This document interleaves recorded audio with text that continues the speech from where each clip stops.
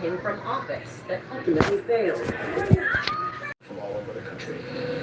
In statements to ABC News, the tech companies behind the Wisconsin project pointed to economic operations do not increase local electricity prices.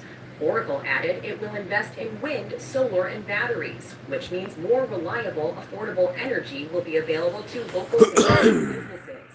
And Tom Ute's utility company tells us the route it has chosen for the power line offers a lower cost to ratepayers and maximizes the use of existing corridors. Why should people who don't live in this area, might not ever come to this part of Wisconsin, care about what's happening? They should care because it's their backyard next. Back in Laura Evans' backyard in Aurora, Illinois, local officials made the decision to put a 180-day pause on building new data centers. We basically put a pause to make sure that if these data centers want to come in, that they can be good neighbors going forward. For educational purposes only. The concerns that our citizens have.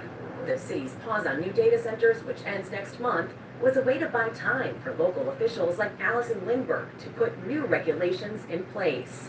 Is the conversation around how to regulate data centers happening fast enough as how much they're popping up right now? I definitely think that the regulations need to be happening faster. The fact that we, as this smallish city, are the ones that are leading in this is frankly pretty surprising considering the magnitude of the impact of these data centers. In a statement to ABC News, the data center just behind Laura's home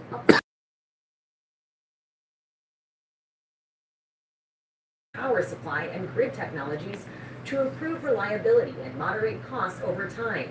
And it installed temporary noise barriers while permanent engineered solutions were being designed and fabricated. Some proponents of this technology say this is the future. What do you say to that? Build it somewhere else and just make sure it's done right, because this isn't right. Taxes chasing updates and getting nowhere.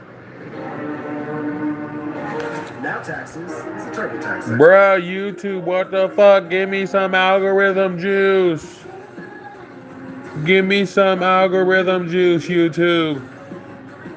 We need you. What have you come to learn from Father? My child. My children.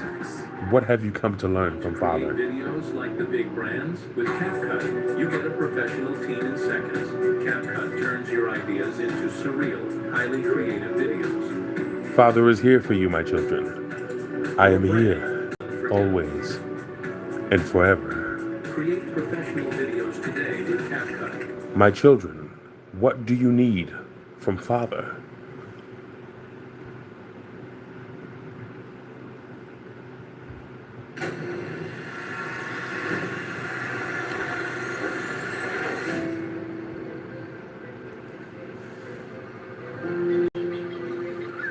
Continue to discover new things. Even on this little island in Singapore, there is no formula to it. We never negotiate with Mother Nature. But not all human nature interface end up happy. We are literally removing their homes. Any children Today we are doing the opposite. do you need? Now you see a thriving city in I can nature. provide. The saying is, of course, you cannot I am protect what you do not love. You cannot love your what father. you do not understand. You cannot understand what you are not taught. So we are starting from the ground up. Sounds like I'm fucking William Shatner, though. Amongst all other cities in the world, one Sheesh!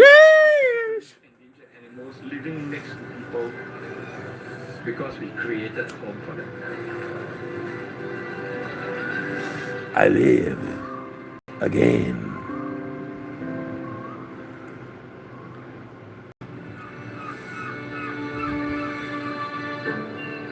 Len Leong Jim leads the Conservation Division of the National Parks Board. He sits at the heart of Singapore's journey to recover lost biodiversity. City in nature is a journey we are on. We do all have to endeavor and not ever take it for granted. Especially given the city's complicated history with nature. Before the I guess my children don't need me. wildlife. We will turn into a very large plantation. When the British established the island of Singapore as a trading Why don't my children need me? forest to grow cash crops. That eventually eliminated more than a third of Singapore's biodiversity. Iconic species like the three-striped My children. squirrel, green dragon-tailed butterfly, and Malayan tiger What do you disappeared from the island. What do you desire? Children. After a brief stint as part of Malaysia, Shit, that shit's strong. Singapore gained its independence in 1965. Industrialization. But the new laws of the city-state balanced that development with the plan Whew. to go green. The most important thing if you have a city What do you state desire, is children? to basically focus on livability. Do you desire love? It started out with a tagline, Garden City. Garden City looks at Do you curated desire comfort? trees along our roadsides. Very well. Or do you just want me to shut the fuck up? to socialize in, to do their recreation in. Singapore planted over 55,000 trees between 1967 and 1970 across an island about the size of New York City. Species were chosen for their ability to grow quickly, even if they were non-native. That's how you were made, my child. By the time Q Sin Kun arrived in the 80s, Your as a mother young loved architect it. from Malaysia, many new buildings were She also was the being best gardenized. head I've had in my entire existence. Because of our Garden City concept, many of our projects required greenery to be incorporated as part of the building set. But Q found this garden city approach Brother, ugh. as it favored human function over biodiversity. Brother, ugh. We go down to the downtown Singapore, there are still buildings of concrete and glass and steel. They're very functional. They're not necessarily environmentally friendly. Greenery is just a decoration and embellishment after the building has been designed. Q wanted to design in a way that integrated Oh, nature shit. seamlessly. We started looking at vertical greenery. I'm drowning, help! Vines that grow out. And we try to replicate that in buildings. Q had a lifelong passion for the natural world, and especially I'm a fucking moron. He actually authored the first comprehensive photographic guide to the more than 300 species that live in Singapore. And he began to apply his love of nature to the design of airports, government Really? and offices. It's All with fascinating. connectivity to the natural environment. Then, in 2006, Q won the commission of a lifetime. A chance to design a hospital that would welcome nature for the benefit of wildlife and patients alike. You walk into a hospital, you don't get the hospital antiseptic smell. Instead, visitors are treated to 3 ponds and 14 tropical gardens that cover a horizontal and vertical surface area nearly 4 times the size of the plot of land that the hospital sits on.